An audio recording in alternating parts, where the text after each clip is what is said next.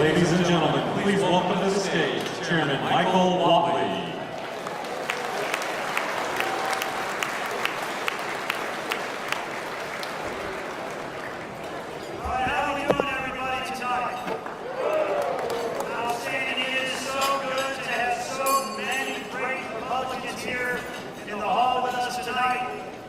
Legislators, we have members of our Council of State.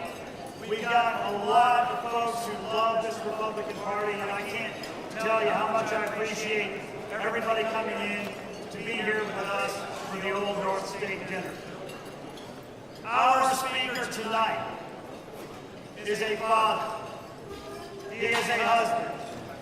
He has served this country as a JAG officer in the Navy. He served 3 terms in the U.S. House of Representatives, and as the 46th governor of the great state of Florida, he has shown the entire country what it's like to be a solid, conservative governor like we need here in North Carolina.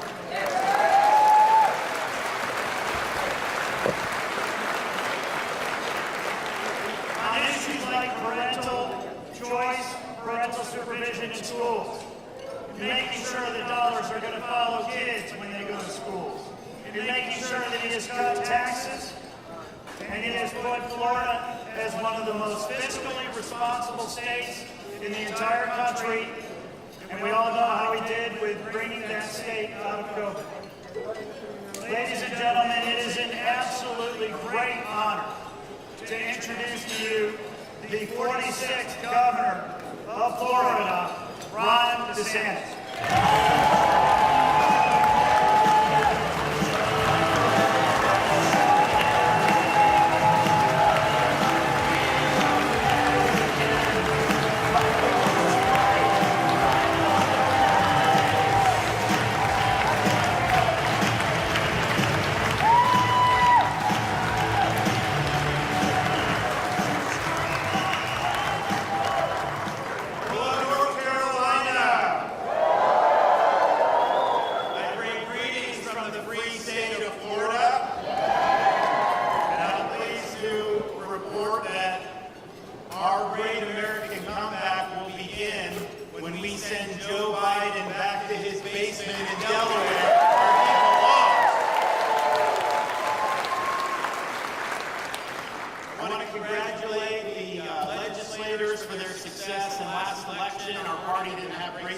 Nationwide, as you know, we did in Florida, and you did by earning the super majorities here in North Carolina, so congratulations on that, and congratulations on fixing your state Supreme Court. Constitutional government back in the Cargill state. And I know you guys are going to do even better when we elect a Republican governor here in North Carolina.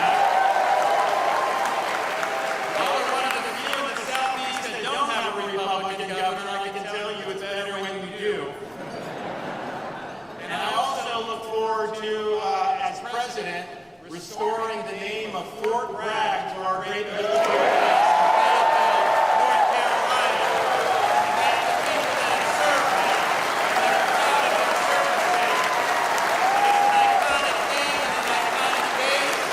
We're not going to allow political correctness to run amok in North Carolina. Look, we all know this country is going in the wrong direction. We see it every day, we can feel it. We see the open border, we see the inflation, we see cities hollowed out with violent crime.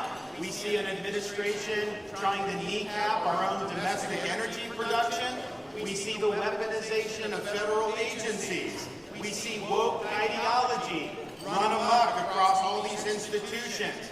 We've seen the federal government attempt to impose biomedical security restrictions in the name of COVID mitigation.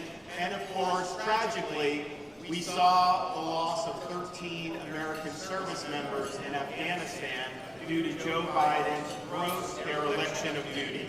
Now, there's a lot of people that are pessimistic about the country's future. I can tell you this. I was a blue-collar kid growing up. My parents were working class. They worked hard. They told me, you're not entitled to anything. You got to work. And so from the time I was a teenager, I worked minimum wage jobs to be able to put myself through school, get in a position to be able to do something with my life. And I only did that because I believed in America, if you work hard and you make the most of your God-given ability, you're going to have a chance to do big things. And I wonder how many people believe that nowadays. I don't think it's as much as when I was growing up. But here's the deal. American decline is not inevitable. It is a choice. It's a choice we will make as Americans over the next 18 months. And I'm running for president to reverse this decline and end the insanity that we've seen going throughout our country.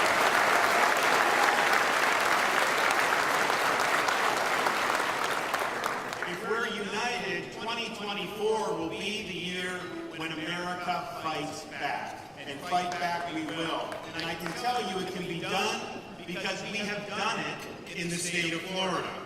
We in Florida chose facts over fear. We chose education over indoctrination. We chose law and order over rioting and disorder.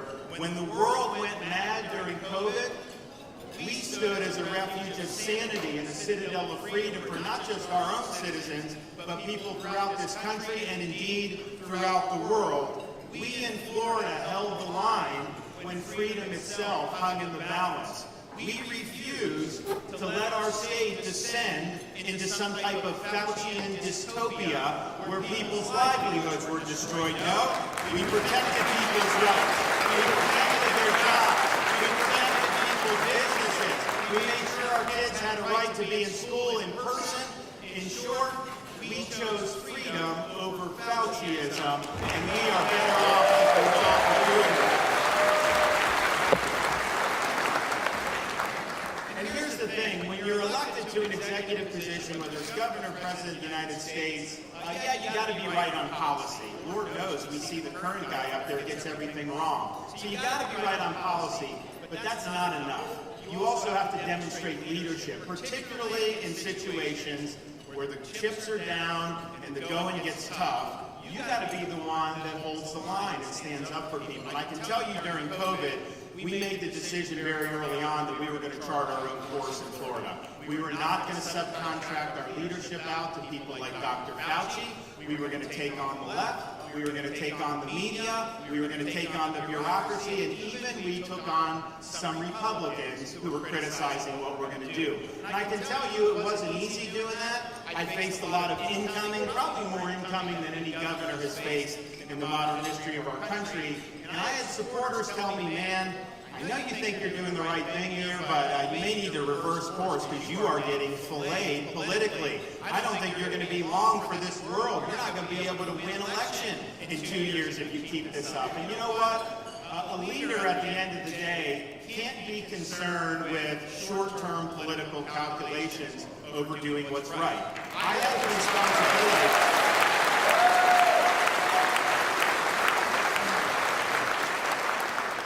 Responsibility to look out for the people that I represent. And I had to care more about protecting their jobs than I did about saving my own political hide. And so we stayed the course. We took the hits. I didn't know how it was going to work out politically, but you know what? I would rather do the right thing, be able to look in that mirror and know I did the right thing for the right reasons, than try to contort myself into some pretzel and be somebody that I'm not. So we stood our ground, and lo and behold, we were right, and Florida has thrived as a result of that. But leadership is about doing what's right when you have intense opposition, when people are throwing arrows at you. Sometimes you got to stand all alone for principle, and that's what we did in Florida. And I can tell you this, leadership at the end of the day is not entertainment. It's not brand building. It's not virtue signaling. Leadership is about delivering results for the people that you represent. And I'm pleased to say, in Florida, we have delivered results. We are ranked #1 as the fastest growing state in this country. We've led the nation in net in-migration every year since I've been governor. We are #1 in America for new business formations. We rank #1 for economic freedom. We, of course, have no state income tax. Y'all should try it sometime. It works out very well.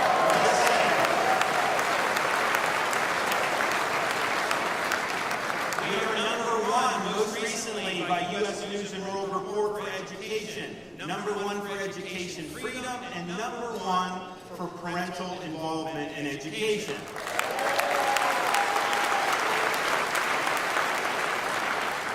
And what we've been able to do in Florida is take these great ideas and values and principles that we all share and not just talk about them, but actually implement them as policy. In Washington, there'll be a big conservative victory once or twice a decade. In Florida, we deliver big victories every single day. We have done the following. We have prohibited the purchase of land by the CCP and related entities.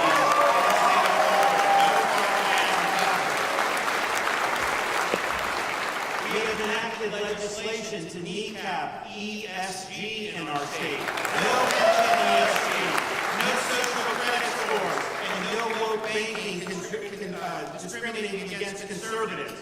When Hurricane Ian hit Southwest Florida in September of 2022, it almost hit Category 5. It did a lot of damage, but some of the most extensive damage was it knocked out a bridge going from the mainland to Pine Island, and it severed the causeway going from the mainland to Sanibel in 3 different places. Now, these were not state bridges or state roads. It wasn't our responsibility, and the locals were being told it was going to take 6 months before those bridges could be up and running again. So they came to me and they asked for help. And you know, some of these elected officials would say, well, I don't want to get involved in that, because if I get involved in it and it doesn't work out, they're going to blame me, whatever. I'm like, no, of course I'm going to help. So we took it on, we took over the job, I got my guys together, I said, listen, I don't want to hear about any bureaucracy, I don't want to hear about any red tape, and I don't want to hear any excuses. Get this done, and I'm not waiting 6 months. So we took over the job for Pine Island Bridge, and not 6 months later or 3 months later, we reopened the bridge 3 days later, and people were back to their homes. Sanibel we did 2 weeks later, and we opened that. And incidentally, I've told President Biden, I'll take my Florida builders and I will send them to the border wall to build it to the border. Put us in, let us get it done. But it just shows you can always make excuses about why you can't do something. The job of a leader is to figure out how you can get it done. And we got those bridges done, and those islands are doing a lot better. We've enacted a record amount of tax relief since I've been governor, including this most recent year, $2.7 billion in tax relief focused on families. We now have no sales tax on all baby items, cribs, strollers, diapers, wipes. You raise babies tax-free in the state of Florida. We're proud of that. We've enacted universal school choice. Parents have the right to send their kids to the school they want to. We have signed the heartbeat bill to protect unborn life in the state of Florida. We defended Second Amendment rights by implementing constitutional carry legislation. And like North Carolina, Florida used to have a very liberal state Supreme Court. I inherited a liberal court, maybe the most liberal in the country. Well, I've since been able to appoint 7 conservative justices, and we now have the most conservative Supreme Court in the entire country. We are tough on crime, and we sign legislation to hold people accountable who commit serious crimes, whether that's dealing fentanyl, whether it's ensuring people must post bail before they're released. We have even authorized the death penalty for pedophiles in the state of Florida. And we are not going to allow anyone to defund the police. We're standing with the men and women in law enforcement. We've provided bonuses to our police officers, and if you move from some of these other states where they're not treated well and you get a job as a cop in Florida, you get a $5,000 signing bonus right off the top. And we're proud of standing for the police. We in Florida have recognized the menace posed by left-wing prosecutors who get elected usually with campaign donations from people like George Soros. And they get into office and they decide they're not going to enforce laws they don't like. So they let the criminals get away with crime after crime after crime. Of course, the crime rate goes up, the community hollows out, and it's a total disaster. When we had a prosecutor like that in Florida who said he wasn't going to enforce laws he didn't like, I removed him from his post. He is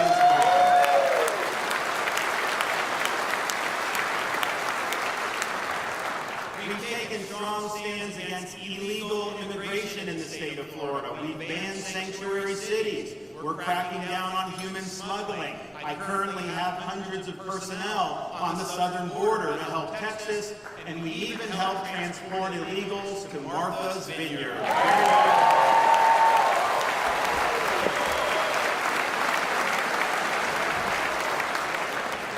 Florida has acted aggressively to protect our citizens from the implementation of a central bank digital currency. If you don't know what they're trying to do with that, read up on it. They don't have your best interests at heart, I can tell you, so we're fighting back on that. We're also the first state in the United States to eliminate DEI from our public university system.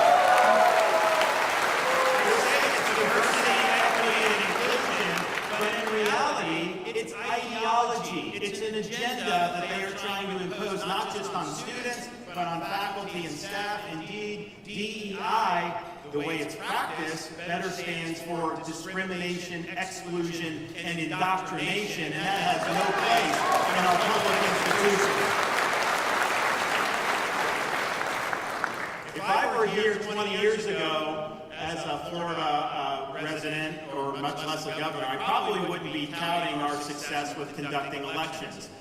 We had some bumps in the road back in the day, but we now have the most efficient, transparent election system in the country. We have banned ballot harvesting in Florida. We have banned Zuckerbucks in Florida, and we require voter ID not just in person in the polls, but also if you want an absentee ballot, you must do voter ID. So we're doing it right, and we're ensuring the integrity of our elections.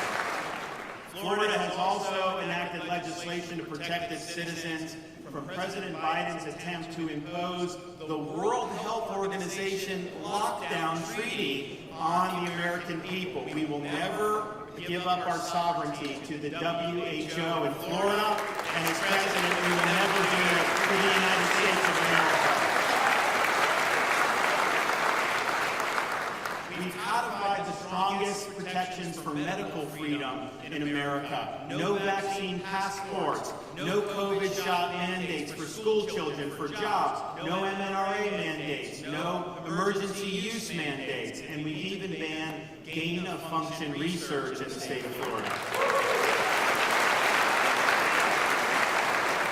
Of all the things we've been able to accomplish, though, probably one of the ones that's closest to my heart is we've drawn a very clear line in the sand. In the state of Florida, the purpose of our schools is to educate kids, not to indoctrinate kids. And I'm passionate about it because I am, from a governor's perspective, want to ensure the integrity of our school system, but I'm also the father of a 6, a 5, and a 3-year-old. And my wife and I both believe very strongly that parents should be able to send their kids to school, kids should be able to watch cartoons, kids should just be able to be kids without having some agenda shoved down their throat all the time. And in Florida, we're standing for the rights of parents to direct the education and upbringing of their kids, including the right of every parent to know what curriculum is being used in their kids' school.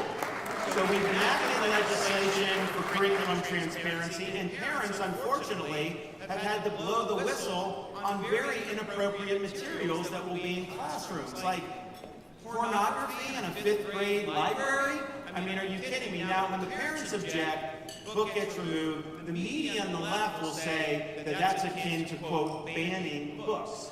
But of course, schools have to curate what's in and what's out. You may have one book on George Washington, there's 50 others you could have. You're not banning those other 50 books. Anyone could go buy them if you want. But you have to make decisions about what's appropriate for education. So we fought back against this. I did a press conference that we called Exposing the Book Ban Hoax, because it is a hoax. But before I said a word, before I had the parents come up, I just played on the video screen the images that the parents had actually objected to. The local news cameras, they had to cut their feed because they said it was too graphic to put on the air. Well, if it's too graphic for the 6 o'clock news, how is it okay for a 10-year-old school child?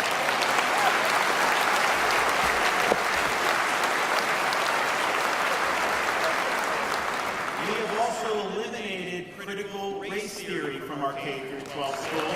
We're not teaching kids to hate each other or to hate our country with your tax dollars. Instead, we place the renewed emphasis on American civics, about teaching kids about our Constitution and our Bill of Rights, and about what it means to be an American, because no matter what avenue they choose in life, they are all going to be citizens of our republic.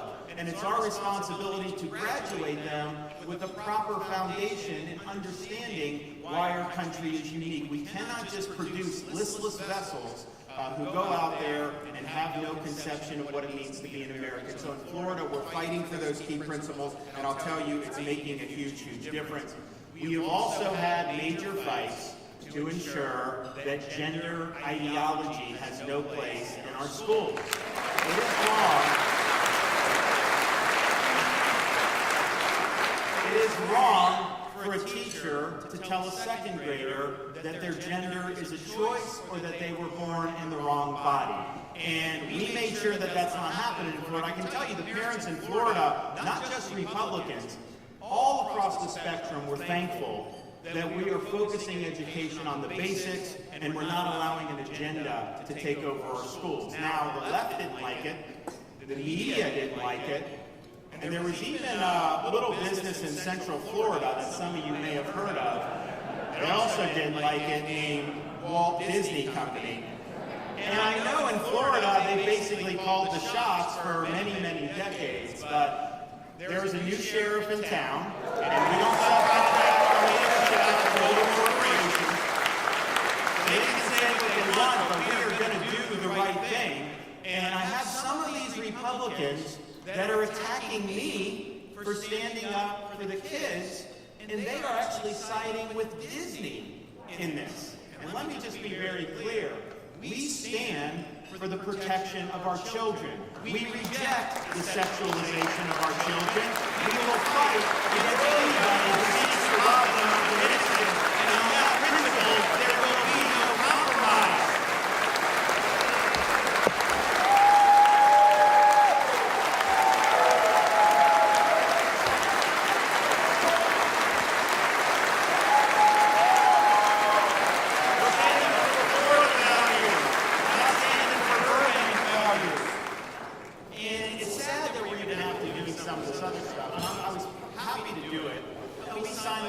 A couple years ago protecting women's athletics. How do you have someone swimming on the men's team for 3 years and then switching to the women's team and then winning the women's national championship? That is wrong, that is not true, and that takes away opportunities for our girls and our women athletes. And as the father of two daughters, I think we should have good opportunities. And it's even sadder that we have to talk about this, but in Florida, we reject the idea that a physician can pump some minor with puberty blockers or do sex change operations on them. We have prohibited the practice. They're trying to fight us on it, but we are going to win. It is mutilation, and it is wrong, and it has no place in our state.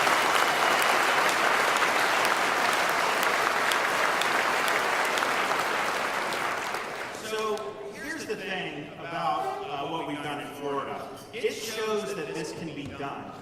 We're not unique. I mean, look, we're kind of the microcosm of the country. Those of you who visited, you know, you go to Miami, that's one thing. You go to the Panhandle, that's another. And so if you can do it in Florida, you can do it anywhere. And here's what we did. We did all that stuff by leading with purpose and conviction against conventional wisdom. I got elected by 32,000 votes out of over 8 million cast. People told me Florida's an evenly divided state politically. Don't rock the boat when you get in there because you could upset that balance and you may end up on the wrong side of that. And I understood the advice because these races had been 1 point for like a decade. But I rejected that advice. My view is you lead boldly, you wield the power that you have to advance an agenda that reflects the core principles that we all share. And so we did that. We never, in 4.5 years now as governor, ever taken a poll about what to do on a given issue. A leader doesn't put their finger in the wind and try to follow the polls. A leader sets out the vision, executes on the vision, delivers results, and guess what? The polls change in your favor once you're getting things done. So we were able to convert a lot of people to our side. So fast forward 4 years later, November of 2022, we didn't win by 32,000 votes. We won by over 1.5 million votes. The largest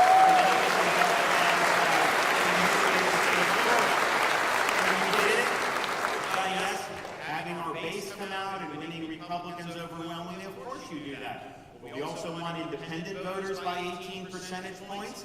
We got over 60% of Hispanic voters. We won women voters by 8%. We even took counties like Miami-Dade, 2.8 million people, 70% Latino. Hillary Clinton had won that in 2016 by 30 percentage points. We won it by double digits in 2022. It wasn't just us, it's a team effort, and we need to have a rising tide to lift all boats. We now have super majorities in the Florida legislature, the largest majorities we've ever enjoyed. We added 4 new Republican members to the U.S. House of Representatives, without which we may not have the majority there. And we even helped to elect 29 conservative school board members across the state of Florida. And now, for the first time since the Reconstruction era, there's not one single solitary Democrat elected to statewide office in the Sunshine State. The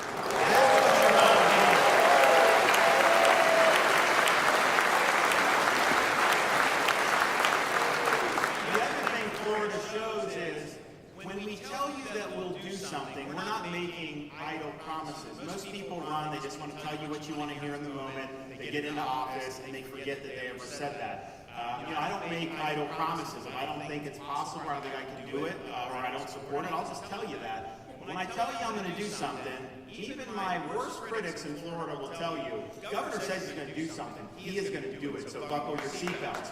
And that's the attitude that we have to have if we want to fix this country. And I think there's a lot we need to do, but I think we can get it done. We must restore sanity in communities throughout this country. We must restore normalcy throughout this country, and we must restore integrity to the institutions that are in this country. Truth must be our foundation, and common sense can no longer be an uncommon virtue. I pledge to be an energetic executive that will take these issues on head on. We will not back down from a fight, and we will do everything we said we will do. We will not lead by merely words, we will lead by deeds. We will begin by reversing Biden's disastrous economic policies that are harming the average American family. He is fueling inflation with the big spending, and we need to stop driving this country deeper into debt. I can tell you in Florida, we run budget surpluses. We have the second lowest per capita debt ratio in the entire country. Our economy is $1.2 trillion in Florida. We'd be the 13th largest economy in the world if we were a separate country, and yet our debt is only $17 billion. What's the federal government? The debt is way more than our entire economy as Americans. And so they need to stop driving us more into debt. And I'll tell you what I did in Florida. I used the veto pen to reduce spending. I vetoed 3% of the budget last year because there was excessive spending. So you got to be willing to lean in on that, and you got to be willing to rein that in. Not only will help with inflation, it'll obviously help with the next generation. We're also going to make sure that we have somebody at the Federal Reserve that's not going to print trillions and trillions of dollars like they did. Focus on stable currency. You do not have a right to be an economic central planner. We're going to make sure we rein that in. We are also going to open up America's energy resources for production. We should be energy independent. We should never rely on another country for our energy needs. And the economy, since COVID, the thing that happened with COVID, All the big companies did very well. Amazon, Facebook, they never did better. The small businesses, particularly in the lockdown states, got crushed. Big government helps big business, and it hurts small business. Our economy's got to be focused on small business. That's the lifeblood of the communities throughout this country. That's what we need to be able to succeed in this country. I can also pledge that, as president, I will finally be the one to bring the issue of our southern border to a conclusion. I am sick of hearing about it. I'm sick of making promises. I've been hearing this my entire adult life about the problems of this border. We are going to shut the border down. We are going to marshal all resources, including the military, to construct the border wall. We will end mass migration into this country, and we are going to hold the Mexican government and the Mexican drug cartels accountable for the carnage they have caused in our country.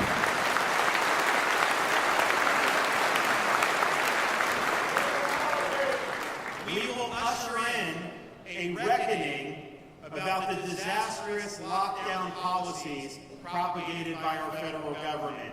Mandates, restrictions, all of that had devastating impacts on communities throughout this country. In fact, there are some urban areas that clung to this for far too long that still have not recovered from the COVID restrictions. And my fear is that a lot of the people that have been involved with this, such as Dr. Fauci, they think what they did was right, and they will do it again if they have an opportunity. So we're going to bring accountability to everybody so that this never happens in our country ever again.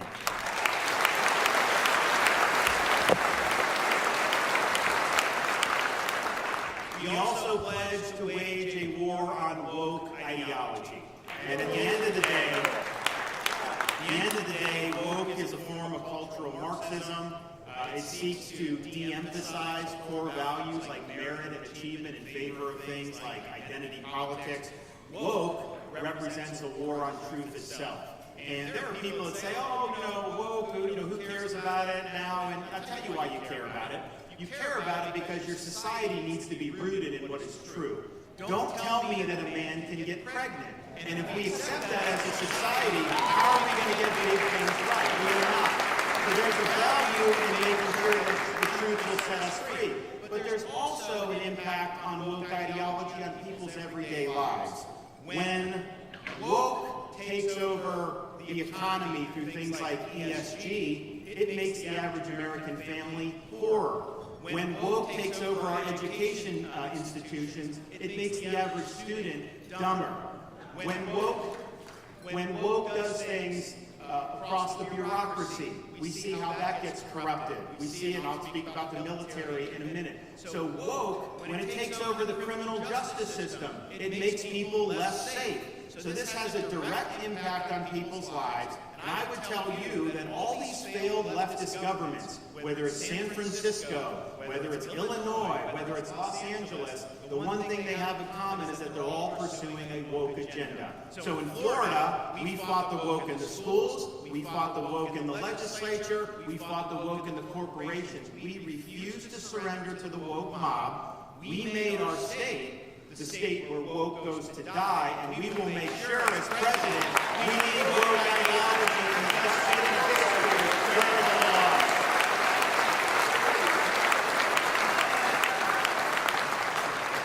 We also have to restore the integrity of our military services. And I was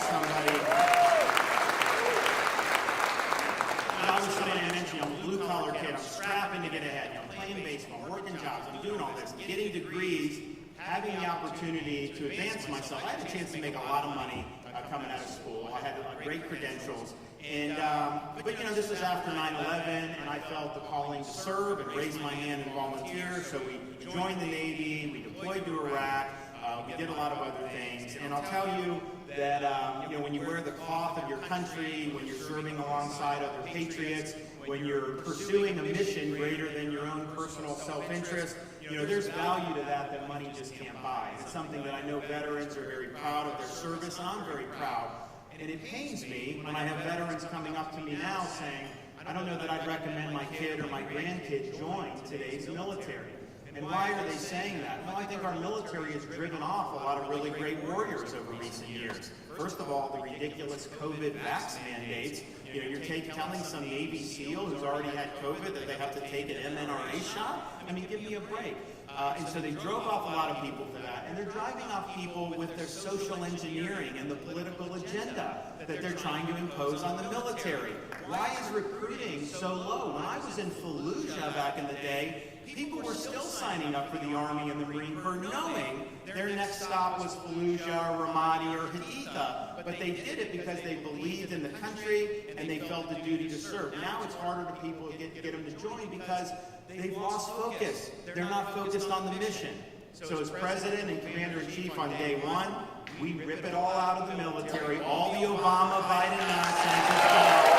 We're restoring it to the glory that we all deserve.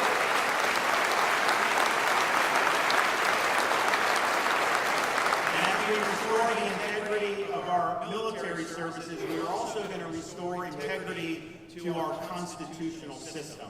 Americans' founding fathers did not design a constitution with 4 branches of government. They designed 3, legislative, executive, judicial. They did not design a 4th branch of government, an administrative state that is not accountable to the American people and that abuses its power. That's not in the Constitution. That's there because Congress has neglected its role for many decades, and presidents have been derelict in their duty in using their Article 2 powers to discipline the bureaucracy. Well, that stops when I get in.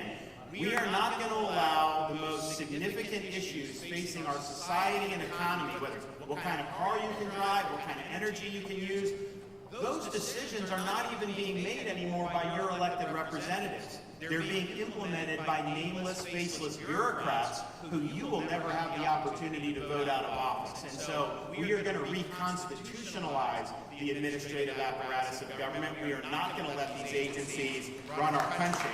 And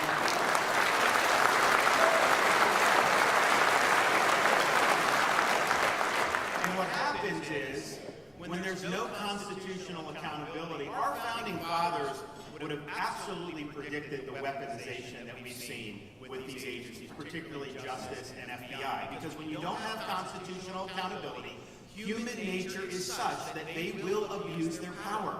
And that's what's happened. Nobody has held them accountable. And, you know, look, when I was in Congress, I remember, Hillary had the emails with the classified. And my view was, well, gee, as a naval officer, if I would have taken classified to my apartment, I would have been court-martialed in a New York minute. And yet, they seem to not care about that. Is there a different standard for a Democrat Secretary of State versus a former Republican president? I think there needs to be one standard of justice in this country. Let's enforce it on everybody and make sure we all know the rules.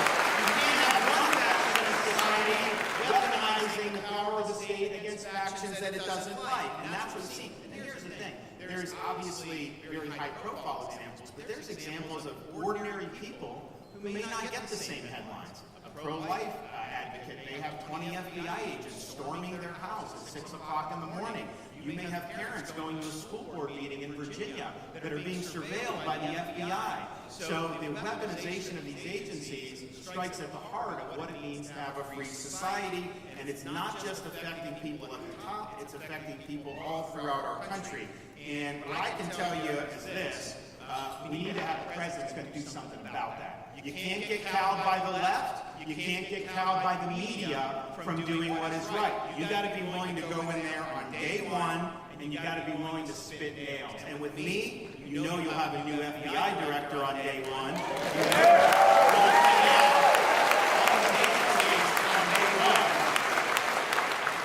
We're going to have a major overhaul. We are going to use our authority. And here's the thing.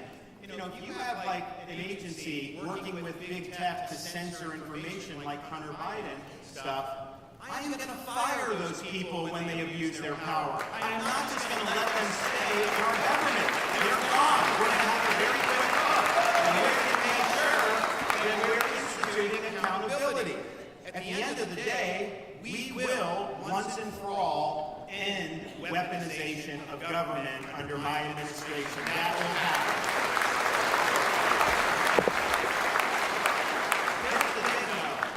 You I mean, this thing has accumulated over many decades.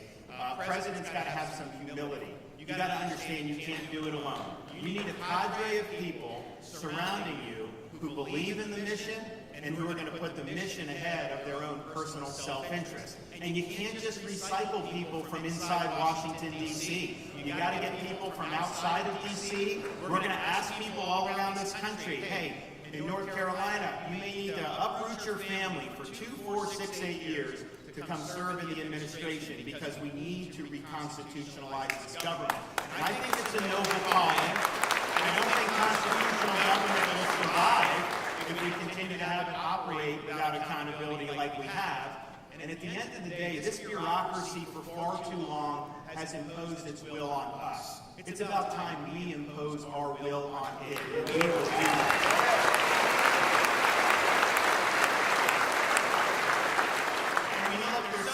More that we're going to do, and we're going to talk about a lot more stuff over the coming weeks and months. But here's the thing. None of that matters if you don't win. There is no substitute for victory. And we have a task in front of us to shape the culture of losing that has infected the Republican Party in recent years. We were supposed to have a massive red wave in November of 2022. Biden is one of the most unpopular presidents in modern history. It is just, you don't even have to campaign, some said. You're going to see Senate, House, big majorities. And yet, we had a red wave in Florida. We had good stuff in some other states, but we had huge disappointments across the board. We have 49 Republican U.S. senators. We should have 55 Republican U.S. senators right now. We need to stop frittering away mid-fall election. And so we're not getting a mulligan on 2024. We got to get it done. And the Democrats are playing for keeps. If they're able to sweep and win the White House, win the House, win the Senate, they are going to pack the U.S. Supreme Court. They are going to eliminate the Electoral College. They're going to make Washington, D.C. a state, and they are going to eliminate voter ID in every jurisdiction in this country and mandate that every state allow ballot harvesting. That is not an agenda that's speaking to the kitchen table concerns of the average American family. No, that's an agenda where they're trying to ensconce themselves in power for a generation. And if we let them get away with it, it will take us a generation to dig out of the hole that they dig. So we have a lot of work to do. President Reagan used to say freedom's one generation away from extinction. It's not passed along in the bloodstream. It needs to be cultivated and fought for. And for most of my adult life, I thought that was a little bit of an exaggeration. I mean, we're Americans, right? Isn't this just something that's in our DNA? But I don't think anyone could have lived through the last 4 or 5 years and not have an appreciation for how fragile freedom really is. Each generation does have this responsibility to cultivate it. Our founding fathers understood this. When they went to Philadelphia in 1787 to craft our Constitution, they came armed with the knowledge of having studied every republic in the history of mankind, because they wanted to draw lessons from those experiences that they could apply here in America. And what they figured out was all those republics, there was really only one thing that they all had in common, and it was this. Every one of them had failed. And so they understood it fell to the United States of America to determine, can people really govern themselves? Can you have a society based on the idea that our rights come from God, not from the government? That we live under a rule of law, not a rule of individual men? Or was mankind forever destined to live under various forms of despotism? And they fully expected that this country would be the ones that ultimately decided the fate of freedom in the world. And when Benjamin Franklin walked out of that convention, he was asked, Dr. Franklin, what have you given us, a republic or a monarchy? He said, a republic if you can keep it. They understood you could have the best Declaration of Independence in the world, you could have the best Constitution in the world. These things do not run on autopilot. They require citizens to be engaged and to fight for the preservation of these freedoms. So our duty is to preserve what the founder of our country called the sacred fire of liberty. It's a fire that burned in Independence Hall in 1776 when 56 men pledged their lives, their fortunes, and their sacred honor to establish a new nation conceived in liberty. It's a fire that burned at a cemetery in Gettysburg when our first Republican president pledge this nation to a new birth of freedom. It's a fire that burned 79 years ago on the shores of France when a merry band of brothers stormed the beaches of Normandy, defeated the Nazis, and preserved freedom in this world. It's a fire that burned at the foot of the Brandenburg Gate at the Berlin Wall in 1987 when a Republican president said, "Mr. Gorbachev, tear down this wall," and defeated communism. So our generation now is called upon to carry this torch. It's a responsibility that we should not shy away from. It's a responsibility we should welcome. We have to stand firm for the truth, and we have to remain resolute in defense of core American and enduring principles. I believe we have it within our power to reverse American decline. And here's my pledge to you. If you help me be the Republican nominee for president in 2024, you can set your clock to January 20th, 2025, high noon on the west side of the Capitol. Because I'll have this hand on the Bible, I'll have this hand in the air, and I will be taking the oath of office as the 47th President of these United States. No excuses, I will get it done, and we will restore the great United States of America. Thank you all. God bless the great people of North Carolina. On the victory in 24, Republican governor here, Republican president for our country. Thank you so much. God bless you all. Thank you.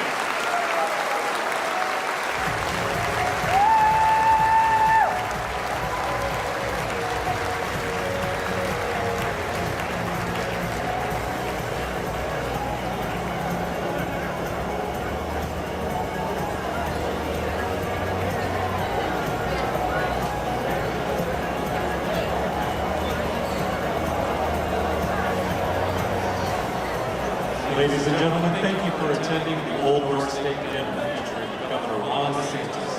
Please join us for the chairman's reception in the Victoria Ballroom on the third floor.